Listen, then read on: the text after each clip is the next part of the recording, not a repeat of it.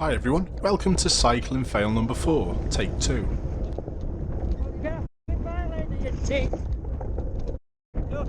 All the swearing had to be muted, but was the cyclist correct to lambast the jogger?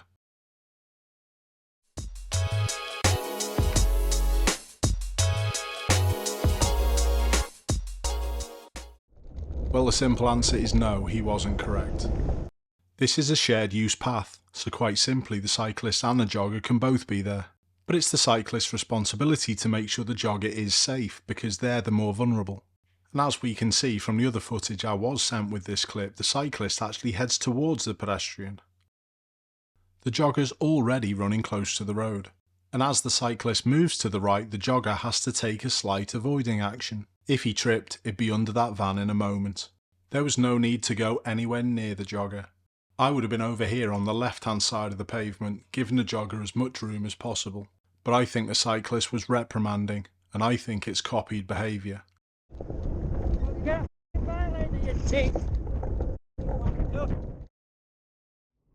This happens all too often. Cyclists just ride off the pavement without looking. Although it rarely happens without clues. What clues does this guy give?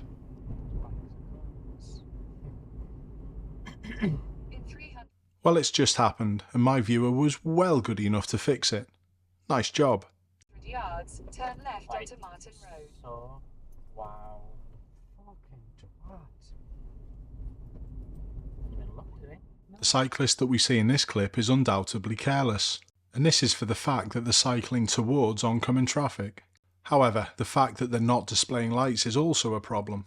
But I will add, not for me. Yes, they should always be doing things to be seen, but it's never ever caught me out. And I'm not saying it can't happen, but to reduce cycling deaths and injuries we can all do better. Motorists can observe better and cyclists need to do more to be seen. All looking good here. The cyclists are turning right and my viewer's holding back. Perfect. It's nice to see everyone doing the correct... Oh. Spoke too soon. There's always one that ruins it. This reminded me of when kids cross the road. Well, one of them does, and then has to wait for the rest of the mates to catch up. Cyclists need to follow the rules also. The consequences of a cyclist not looking as they emerge through a junction can be life-changing, and I'm talking about for the motorist who kills them. And to anyone who drives, don't let it happen to you because it will ruin your life. This guy thought he'd wear a helmet, so it's totally fine riding on the wrong side of the road towards a junction.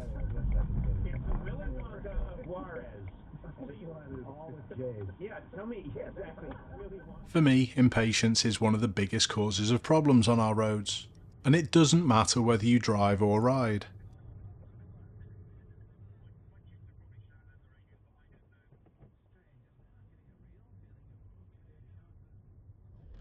Here's another terrible no-look emerge, but there'll be some who are saying he's not a proper cyclist. Don't forget, it's always the human element.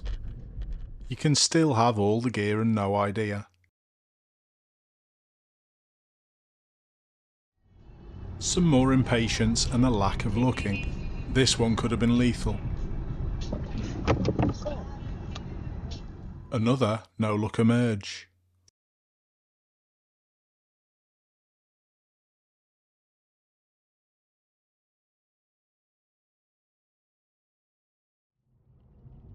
It's obvious that this cyclist isn't looking also, but my viewer does exactly the correct thing and stays behind. But for me, it's no problem whatsoever in a situation like this to have a little pap of the horn because it's obvious the cyclist hasn't seen you. But in the end it would have been pointless anyway because this cyclist ends up doing the speed limit down this hill. So please ask yourself the question the next time you wish to overtake a cyclist, is it actually worth it?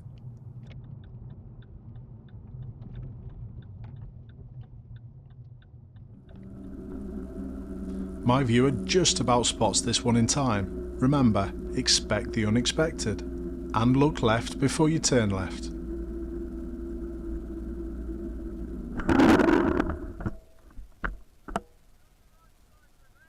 My viewer's driving a lorry and overtakes the cyclist, giving good space and distance. but now they're approaching a roundabout.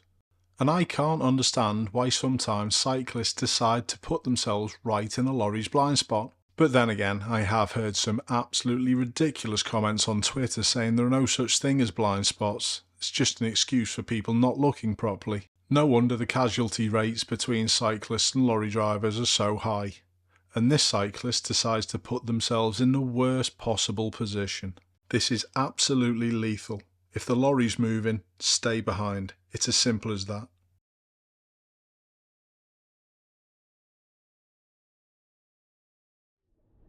This clip was called It's the Learner I Feel Sorry For, but me personally, I don't mind situations like this that learner drivers have to deal with because it gives them experience for when they're going to be driving on their own. This is a bit crazy though.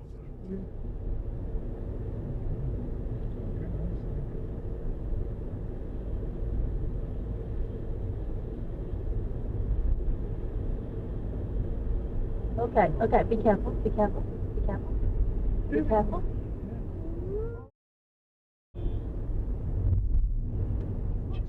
Cyclists can choose the wrong lane and wrong position to be in just as much as the motorist can. Just be accommodating, like my viewer. Say the wage demands of health workers are unaffordable. At least 1,300 people are now known to have died after a huge earthquake that's affecting Turkey and Syria. The 7.8 magnitude tremor has been followed by at least 20 aftershocks. And Manchester City are being referred to an independent commission by the... Yet another no-look emerge.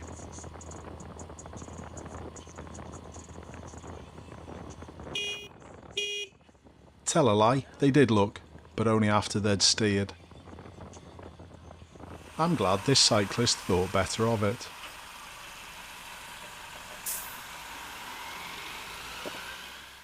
Here's one of my clips showing a cyclist being really impatient, but it actually gets them nowhere. There's no inner world that I'd be going past with the lights up ahead on red, so I just hold back and let them get on with their journey. They end up filtering through the traffic and going through the red light. They do wait for a little moment because the traffic's still flowing from right to left. But now because they're in front of the stop line and they can't see the lights, they get a little impatient and start to use the pedestrian crossing areas, just as our lights change. I'm still watching them as I pass through the junction, and I'm keeping an eye on a big space to my right, just in case it's needed. The cyclist should give way, but I'm happy to share, and so are they. But just think, how far did that escapade actually get the cyclist? Nowhere. I'll be interested to hear everyone's thoughts on this one. Personally, I think I would have expected myself to get onto this. Check in your mirror, you still would have seen the cyclist. See, that's doing the cyclist wasn't taking a blind bit of notice. Now to the story of the re-upload. This clip received a copyright strike, and as a part of that process I got in touch with the owner of the clip. We had a good chat about the concerns, and the first thing I'd like to do is retract my statement on the first time round that I said this was the most ridiculous clip. And it's far from it now we've got some more information. The rider had been following these vehicles for a long time. The original footage wasn't very good quality, and certain things were missed.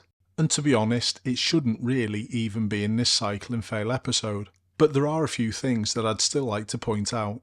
And the rider also thinks they're valid points. I personally still wouldn't have overtaken here, there's far too much risk. There's pedestrians close to the carriageway, and if one of the pedestrians walked out from the left curb, any of those vehicles could have swerved to the right. You can already see the vintage vehicle to the left hand side is on the centre line. The drivers of these vehicles are going to be watching the crowds, and that's what they're here for. I don't think they'd be expecting people to be overtaken at this point, and because many motorists are car-centric, I think they'd at least expect a cyclist to be coming past.